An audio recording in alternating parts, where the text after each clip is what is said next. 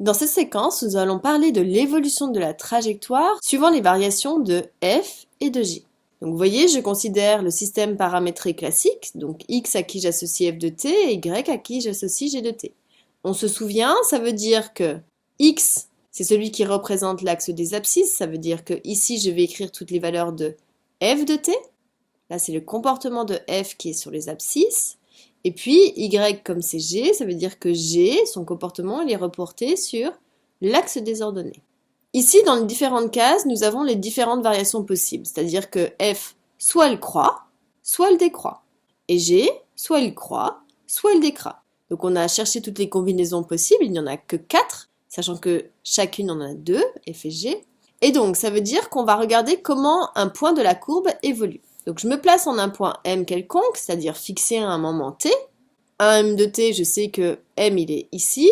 Et on me dit que F, elle aurait toujours tendance à croître. Donc si elle croît, ça veut dire que partant de ce point M donné, la fonction, elle grandit. Donc sur l'axe des abscisses, elle va se diriger vers la droite ici.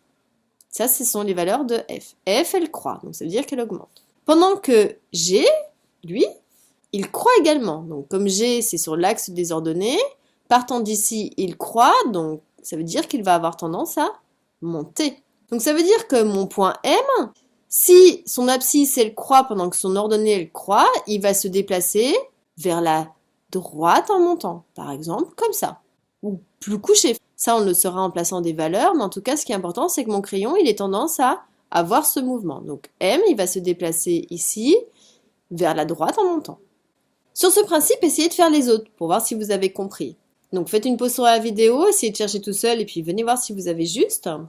Deuxième cas de figure, j'ai un point M qui est quelconque, par exemple il est ici, mon point M a un t donné, et on me dit que f, elle croît, donc si f c'est sur l'axe des abscisses pour mon point M, partant de ci, f elle croît, donc elle augmente. Donc ça veut dire que je me dirige vers la droite. Pendant que G, lui, il décroît. Ça veut dire que, partant d'ici, il va avoir tendance à descendre.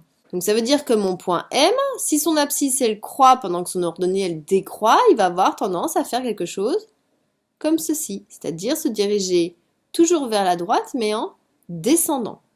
On continue. Donc j'ai un point M qui est quelconque, par exemple ici, qui m'a été donné. Et je sais que ma fonction f, cette fois-ci, elle décroît. Donc sur l'axe des abscisses, elle va avoir tendance à aller vers la gauche, elle diminue. Pendant que G, ces valeurs, ici, elles croissent. Donc c'est-à-dire que sur l'axe des ordonnées, G va avoir tendance à monter. Donc ça veut dire que mon point M, il doit avoir un mouvement tel que son abscisse diminue pendant que son ordonnée augmente. Donc a priori, quelque chose qui va aller dans ce sens ici. Il va se déplacer vers la gauche en montant.